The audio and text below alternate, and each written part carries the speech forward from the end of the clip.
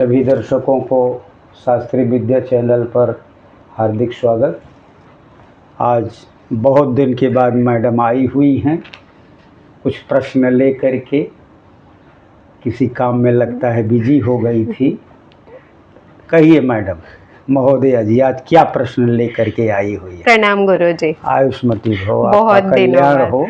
बोलिए आज आप क्या प्रश्न लेकर के आई? बहुत दिनों बाद आपके पास वापस आने का मुझे मौका मिला है, तो एक बहुत इम्पोर्टेंट क्वेश्चन है मेरा आपसे, जो अभी बहुत लोगों से मैं सुन भी रही हूँ कि होलाष्टक चल रहा है।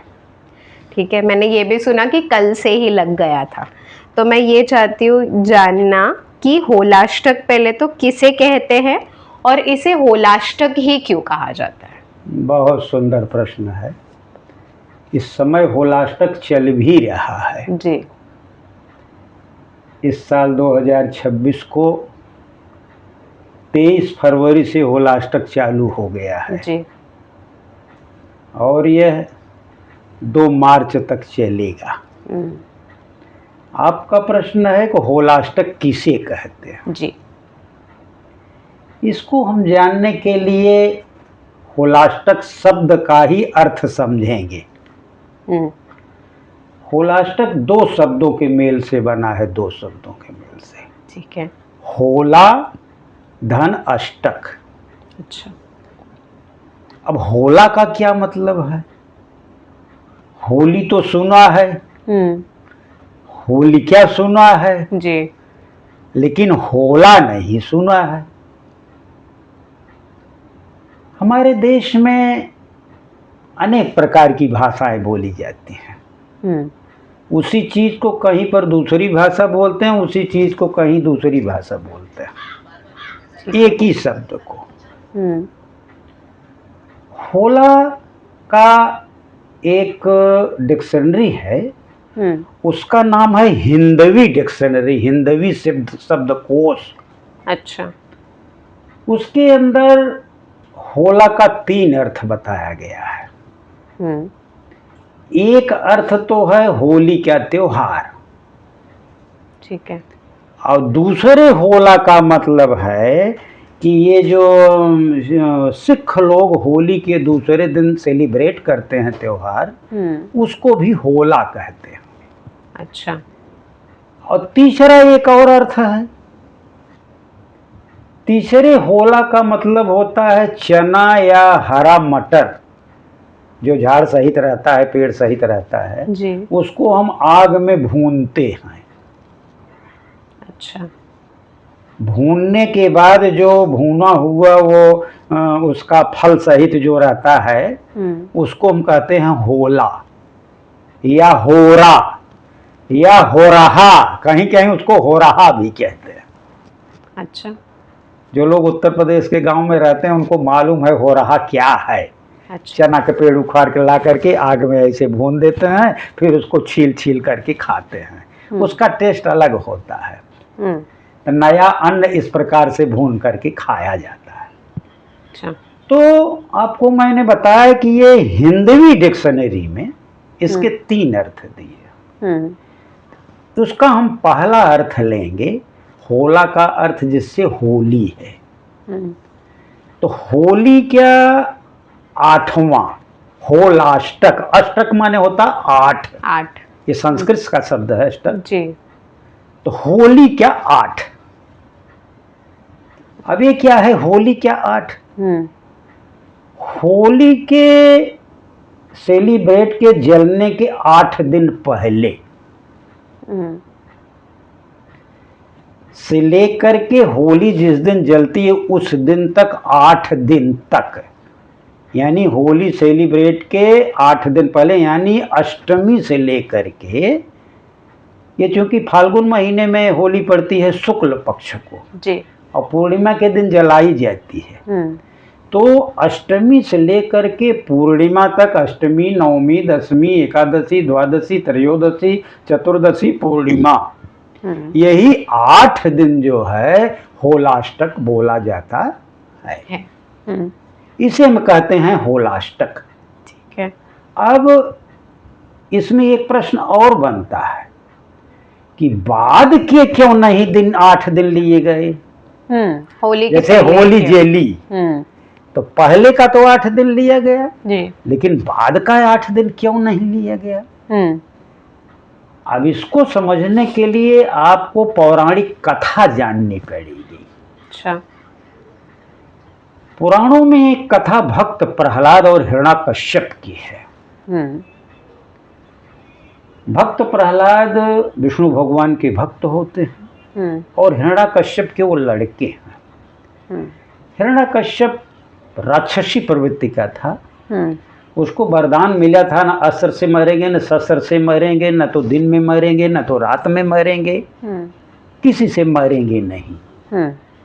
तब वो समाज में, अपने देश में ऐसा कहा कि कोई अब देवी देवता की पूजा ही नहीं करेगा, हमारी पूजा करेगा। अच्छा। लेकिन उनके लड़के जो भक्त प्रहलाद थे वो विष्णु भगवान के बहुत बड़े भक्त थे। उन्होंने नहीं माना, बोला कि मैं भगवान की ही पूजा करूंगा। ईश्वर से बड़ा कोई दुनिया नहीं है, वही आदि शक्ति है, उसी ने हमें पैदा किया है जी। हम मनुष्य हैं और वो देव हैं, उन्हीं की पूजा करें। नहीं वो सुना।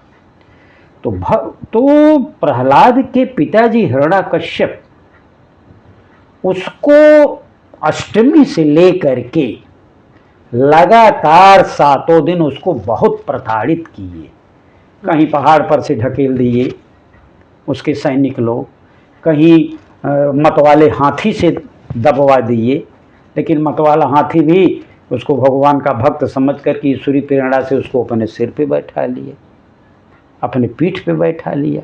पहाड़ से ढकेल दिए तो पता लगा वो फूलों की सैया पे गिर गए। ईश्वर जिसके साथ है उसका कोई कुछ नहीं कर सकता जी। तो 7 दिन बहुत अत्याचार किया, 8वें दिन और भी अत्याचार किया। हिरण्याकश्यप की बहन थी होलिका जी। होलिका को यह वरदान प्राप्त था, वह अग्नि में नहीं जल सकती है। तो जब वो हिरण्याकश्यप हार गया तो उसने कहा कि इसको ले जाओ और आग में बैठा के इसको जला दो।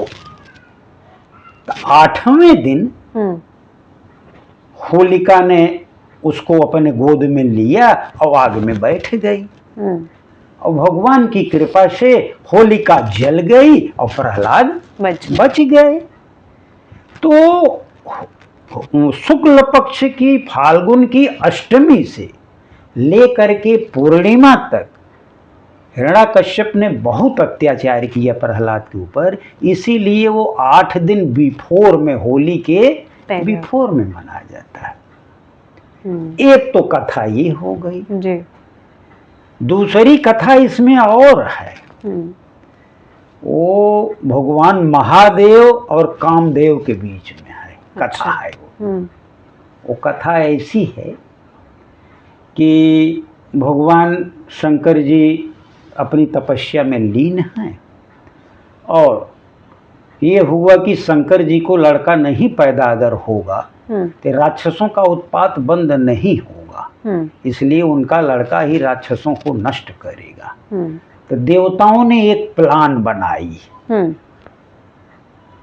और कामदेव से कहा कि जाओ शंकर जी की तपस्या भंग करो। तो कामदेव तपस्या भंग करने वाले ही होते हैं, जिसके ऊपर काम की वासना का भूत सवार होता है तो सब चीज़ भूल जाता है, माता पिता देश दुनिया सब कुछ भूल जाता है। तो कामदेव अपना नाच के गा के फूलों की वर्षा करके अनेक प्रकार के क्रीड़ा करके शंकर जी की तपस्या भंग कर दिए। भंग जब तपस्या कर दिए तो शंकर जी जगे तो क्रुद्ध हो गए और अपने तीसरे नेत्र से कामदेव को जला दिया, जला करके खाक कर दिया। अब पूरे ब्रह्मांड में हाहाकार मच गया, क्योंकि इससे सृष्टि की रचना ही रुक जाएगी। क्योंकि वासना ही नहीं रहेगी तो पति पत्नी के संपर्क कैसे होंगे और बच्चे कहाँ से होंगे, तो सृष्टि ही मतलब संरचना ब्रह्मा की सब गड़बड़ हो जाएगी। चारों तरफ हाहाकार मच गया, सभी ग्रह भी रुष्ट हो गए। जितने ग्रह थे वो सब जो है रुष्ट हो गए। एक एक दिन में नहीं, अष्टमी से लेकर के पूर्णिमा तक रुष्ट हो गए। जैसे अष्टमी को तो चंद्रमा उग्र हो गए, मतलब क्रोधित भाव में हो गए। नवमी को सूर्य हो गए, दशमी के दिन शनि हो गए, एक एक दिन में सब उग्र हो गए। फिर एकादशी के दिन शुक्र हो गए, द्वादशी के दिन गुरु जी हो गए। अब आ गई आपकी त्रयोदशी, त्रयोदशी के दिन जो है बुध हो गए, चतुर्दशी के दिन मंगल हो गए, और पूर्णिमा के दिन राहु हो गए। सब उग्र रूप धारण कर लिए। अब जब उग्र रूप धारण कर दीजिए, जब हमारे ग्रह ही उग्र हो गए तो उनका प्रभाव भी पृथ्वी पर गड़बड़ सड़बड़ हो गया। अब क्या होगा? अब जो उनकी पत्नी थी, कामदेव की पत्नी रति जी, रति भगवान शंकर की प्रार्थना की, पूजा की कि हे भगवान मेरे पति को आप जिंदा करिए। तो शंकर जी प्रसन्न हुए उसकी प्रार्थना से, बोले कि ठीक है मैं तो जिंदा करूंगा, लेकिन वो शरीर के रूप में नहीं रहेंगे। शरीर तो अब उनकी नष्ट हो गई, वासना काम के रूप में रहेंगे, इसीलिए अभी कामदेव नहीं दिखाई देते। मनुष्य के अंदर, प्राणी के अंदर, जीव मात्र के अंदर वो वासना रहती है। वो चाहे जानवर हो, चौपाए हो, कि पशु हो, कि पक्षी हो, कि आदमी हो, कि पेड़ हो, कि पौधे हो, उनके अंदर वासना रहती है। वासना न होती तो पेड़ में फल ही नहीं आते।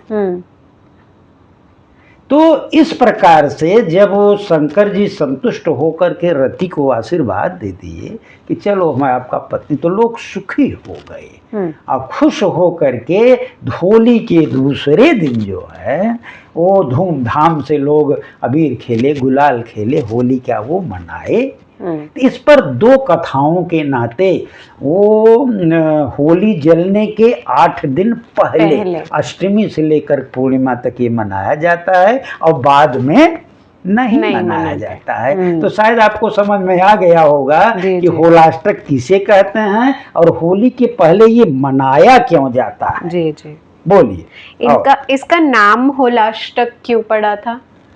होलाष्टक मैंने बताया ना, 8 दिन तक। अच्छा, 8 दिन, 8 दिन तक अनेक प्रकार से प्रहलाद को भी समस्या हुई। भगवान विष्णु की जो पूजक था, भगवान का जो उपासक था, उसको अनेक प्रकार से मारने की कोशिश की गई। और वह उधर शंकर भगवान दूसरे जो कथा में मैंने बताया कि उस कथा के अनुसार वो जो है कामदेव को नष्ट कर दिए थे, तो पूरे ब्रह्मांड में हाहाकार मच गया था। पूरे वो ग्रह जो है नकारात्मक हो गए थे, उग्र हो गए थे, उनका प्रभाव गड़बड़ सड़बड़ हो रहा था। इसलिए इनके होलाष्टक माने 8 दिन का होला।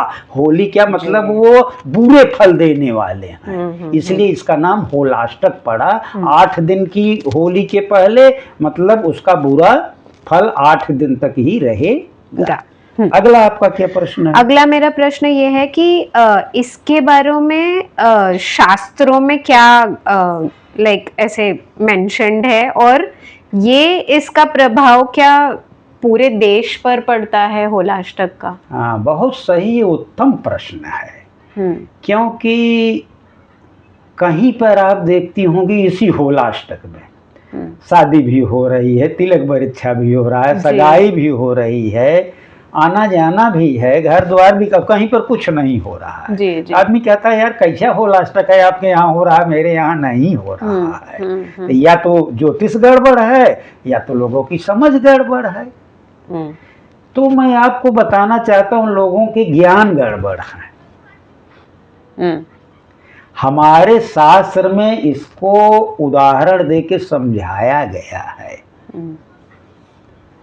एक ग्रंथ है, उसका नाम है मुहूर्त चिंतामणि। अच्छा। मैं आपको किताब दिखा रहा हूँ, दिखाइए। ये दर्शकों को भी दिखा दे रहा हूँ। इसका नाम है मुहूर्त चिंतामणि। देख रहे हैं मुहूर्त चिंतामणि? जी जी। ये मुहूर्त चिंतामणि की शुभाशुभ प्रकरण में 40वें श्लोक में एक श्लोक आया है। मैं आपको बता रहा हूं कहां पर है। शुभाशुभ प्रकरण के 40वें श्लोक में मुहूर्त चिंतामणि, मुहूर्त की बहुत उत्तम बुक है ये। इसी में से मुहूर्त निकाला जाता है, जो इतनी मोटी पुस्तक है। मुहूर्त निकालना बहुत आसान काम नहीं होता है। और ये सब संस्कृत में दिया गया है, हिंदी अर्थ भी है थोड़ा थोड़ा सा, बाद में आए, नहीं तो सब संस्कृत में है। इसके 40वें श्लोक में लिखा गया है, एक श्लोक है कि विपाशे रावती तीरे।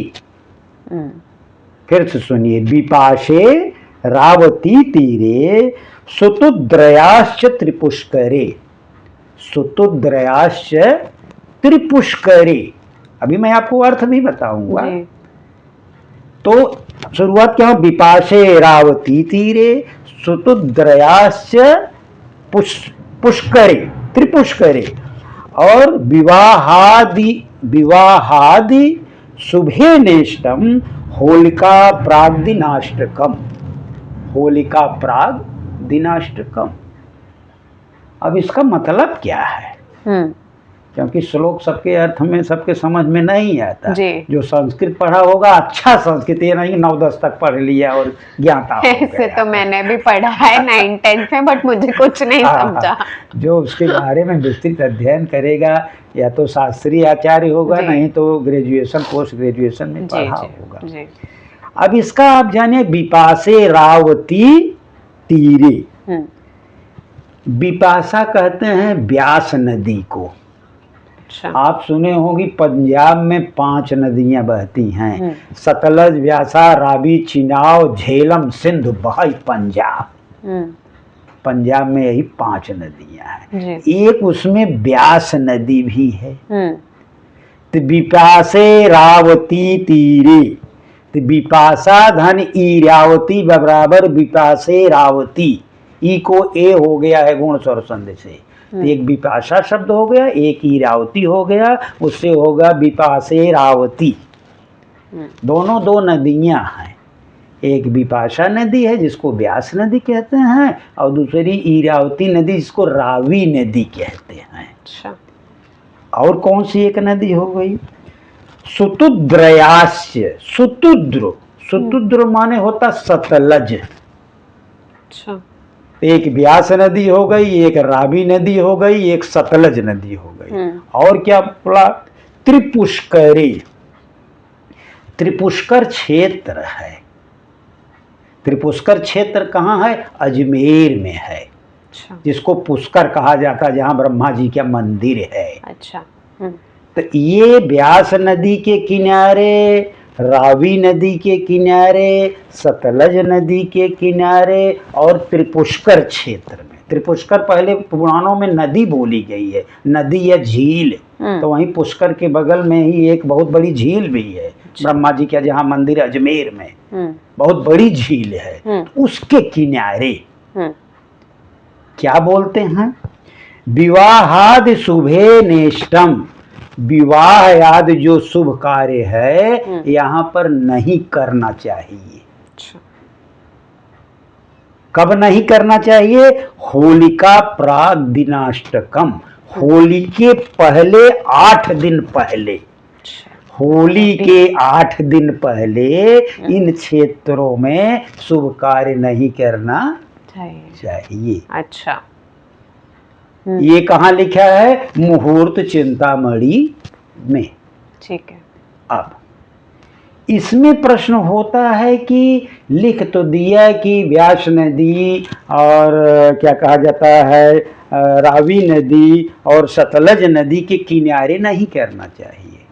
अब किनारा कितना बड़ा है? जैसे आप नदी किनारे देखें, थोड़ा दूर किनारे के बाद खत्म, वहाँ तो आदमी ही नहीं बसते हैं जी। वहाँ कौन सा विवाह गमन होगा जी। इसके बारे में शास्त्र फिर कहता है। लोग उसका नहीं पूरा समझते, आधा अधूरा ज्ञान देते हैं। और पूरे में है तो तट अब कितना बड़ा हो, नदी क्या दोनों तट, नदी क्या दोनों तट। अगर मान लो पूर्व पश्चिम नदी बह रही है तो उसका उत्तरी और दाहिनी दोनों किनारे, अब वो कितनी दूर तक लिया जाएगा। शास्त्रों में कहा जाता है कि तट का प्रभाव 1 योजन तक होता है। मतलब अब योजन क्या होता है, शास्त्रीय शब्द है। पुराने जमाने में वो मापी गणना थी, माप होती थी उससे। 1 योजन बराबर 4 कोस। अच्छा। आप गोस्वामी तुलसीदास जी के रामचरितमानस में या वाल्मीकि रामायण में पढ़ी होंगी, जस जस सुरसा भजन बढ़ावा ताहि रूप कपिदून दिखावा। हाँ, तो उसमें एक 16 योजन का मुंह बनाए तब वो 32 योजन के हनुमान जी युह बनाए। 1 योजन बराबर होता है 4 कोस। अब कोस क्या होता है, 1 कोस में होता है 2 मील, जिसको अंग्रेजी में माइल कहते हैं। अब 1 मील कितने बड़े को होता है, 1 मील होता है करीब 1.5 किलोमीटर का, 1.5 से थोड़ा सा ज्यादा। अब आज की प्रणाली में बता रहा हूँ। तो 4 कोस में 8 मील हो गया जी। 1 मील में करीब 1.5 हो गया, तो 8 डेढ़े 12, करीब 12 साढ़े 12 किलोमीटर एक तट की तरफ।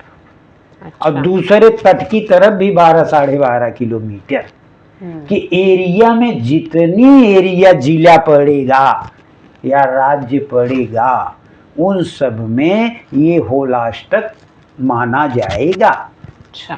पूरे देश भर में नहीं माना जाएगा।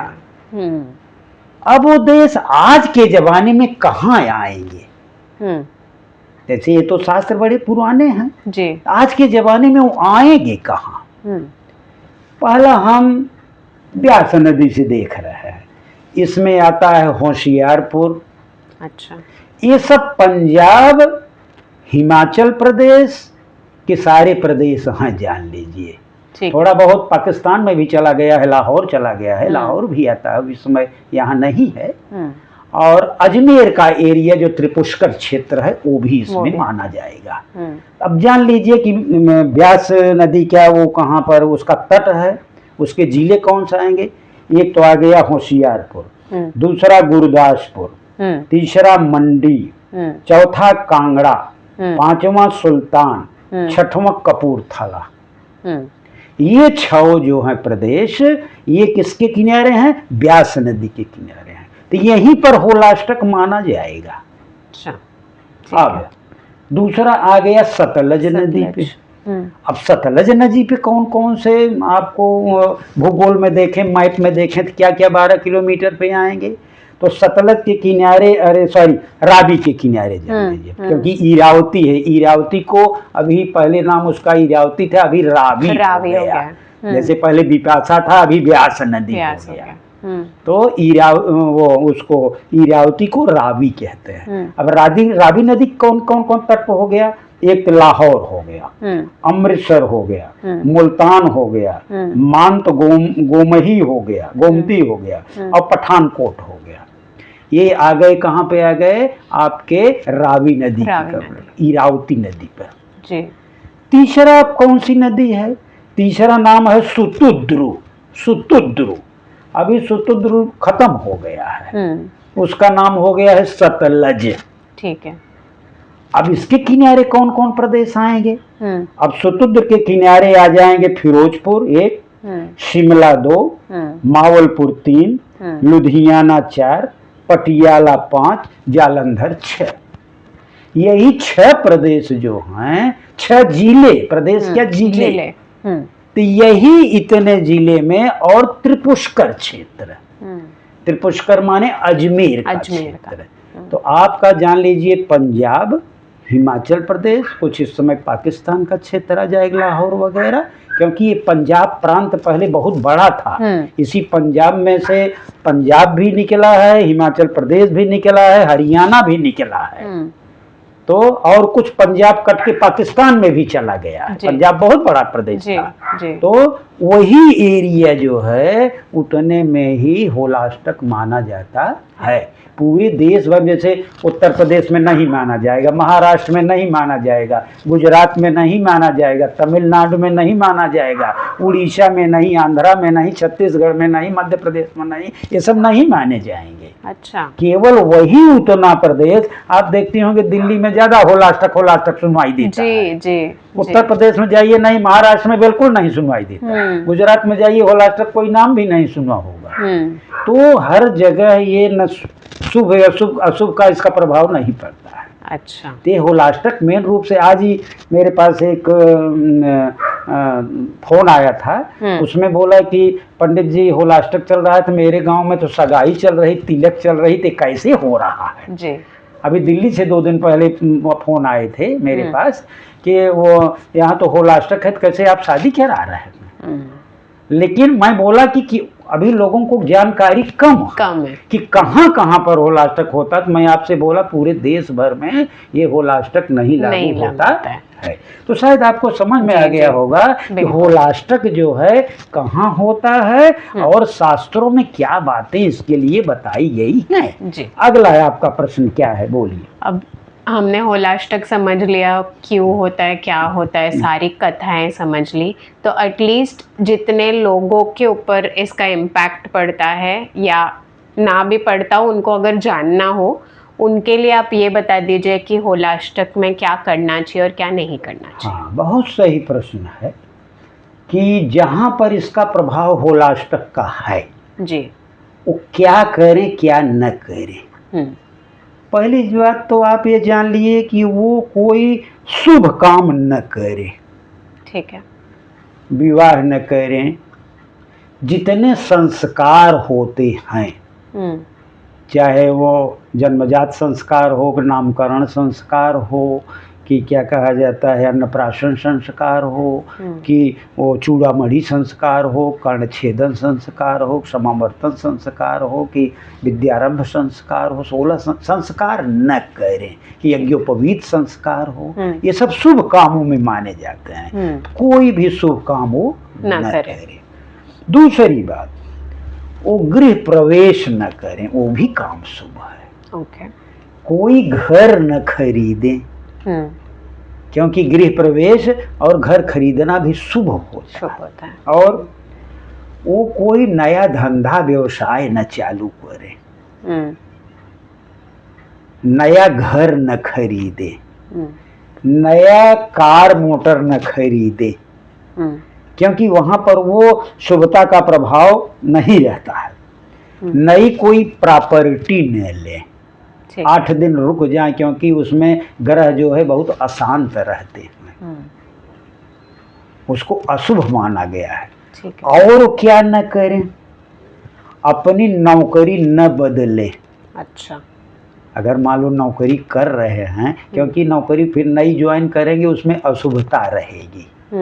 जो कर रहे हैं उसको करते रहें, अगर हो सके तो उसको कंटिन्यू 8 दिन और करें जी। और क्या करें, वो तामसिक चीजों का न सेवन करें। तामसिक में जैसे शराब है, सिगरेट है, मांस मदिरा है, क्योंकि उस समय ग्रह उग्र रहते हैं, नकारात्मक प्रभाव रहता है उनका, तो आपके शरीर में नकारात्मक प्रभाव आ जाता है। ठीक है। क्रोध न करें, मारपीट न करें, नहीं और ज्यादा मारपीट होगी, इस चीज को न करें। और बाल और नाखून भी न काटें। अच्छा। इस प्रकार से, क्योंकि नकारात्मक में ये भी नहीं किया जाता जी। तो यही सब चीजें जो हैं उनके लिए न करने के लिए बताया गया है। अब आपका दूसरा प्रश्न था कि क्या करें जी।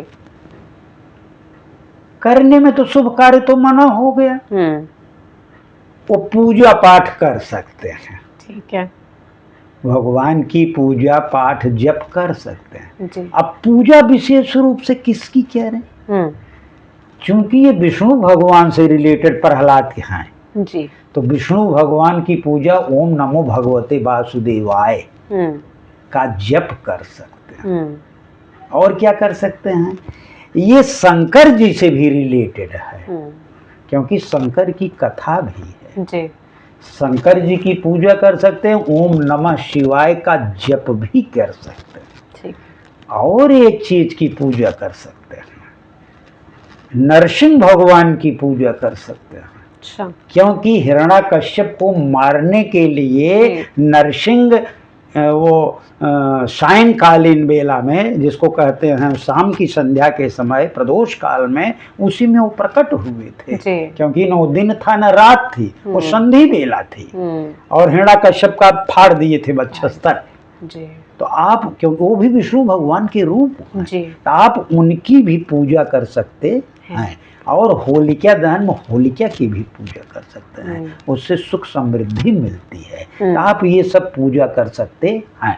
और आप एक काम कर सकते हैं, जन्म और मृत्यु ईश्वर के अधीन है।